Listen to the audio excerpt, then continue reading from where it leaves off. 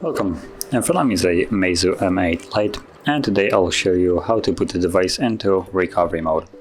So to get started, hold the power key and select power off.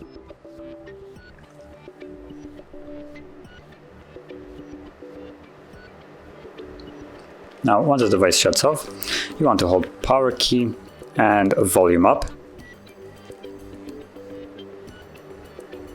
And when you see the logo, you can let go. And there we go, we're now in the recovery mode. So you don't really have many options right here. You can either update the system or wipe data, or do both of them by just stopping and selecting both. And if you want to leave this mode, all you need to do is tap on cancel and restart.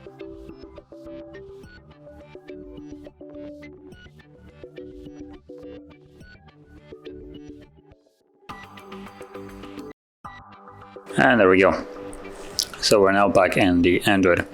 So that is how you boot in and out of the recovery mode. And if you found this very helpful, don't forget to hit like, subscribe, and thanks for watching.